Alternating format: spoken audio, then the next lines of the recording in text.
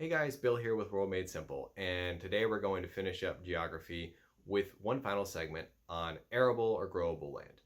The reason we're finishing geography here is there's a lot of other things that I want to go over to describe the success of a nation in the other rungs, and I don't want to go ahead and spend all the time in the world on geography because we absolutely could do that, but we're not going to. So I'm going to leave other kind of geographical features to other episodes in the future.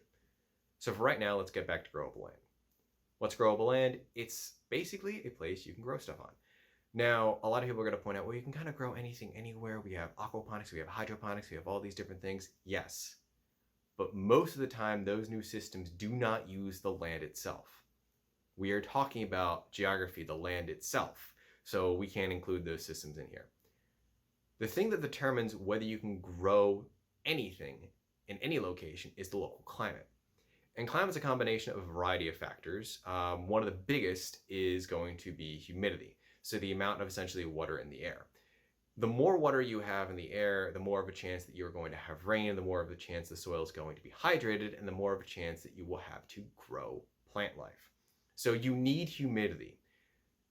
Additionally, you need a stable temperature because you can have all that humidity all you want, but if it's too cold, that humidity is going to turn to snow, and that's going to go ahead and make it basically snow and ice below. Not very good for growing stuff. So this means pretty much all of the super high northern and southern latitudes are out of the equation. You can't grow stuff in the North and South Pole.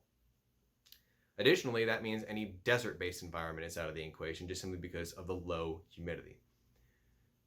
Next, we have temperature, we have humidity. The next thing is it needs to be predictable. And what I mean by that is the seasons. Here in the United States, we have a relatively temperate climate. We have, for the most part, a variation of all 4 seasons: summer, spring, winter, fall. And they're also predictable. So we know when the seasons are coming for the most part. We know what to expect during these seasons. And because of that, you can have different growing seasons for almost every different crop variation. This is the same in Europe as well. Places like Southeast Asia, Brazil, and Africa don't have as predictable weather, and it makes growing stuff pretty difficult in those regions. It's part of the reason Europe and America produce a lot of the world's food. It's part of the reason that Australia and New Zealand also produce a lot of the world's food. Predictable rainfall, predictable temperatures, predictable pretty much weather in general.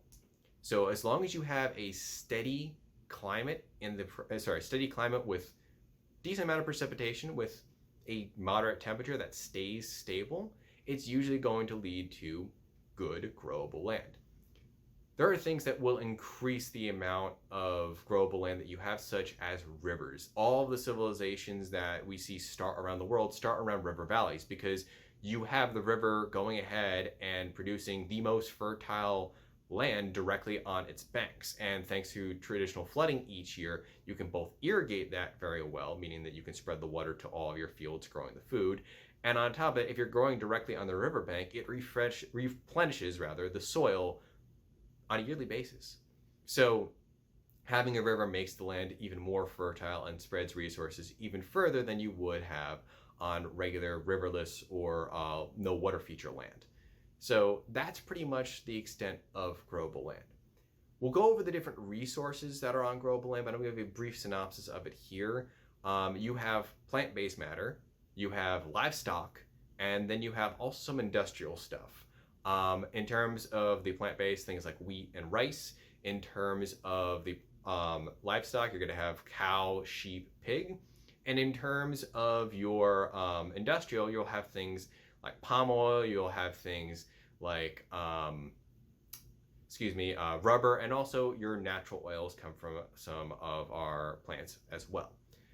So with that being said, that's kind of a quick overview of that. We'll get more into that later. But for right now, we're going to leave geography off here. We're going to go ahead and talk about the second rung of our ladder in the next video, and that rung is going to be population. So we'll break population down into a couple digestible videos, and then we'll move on and explaining the whole idea. So with that being said, see you guys in the next video.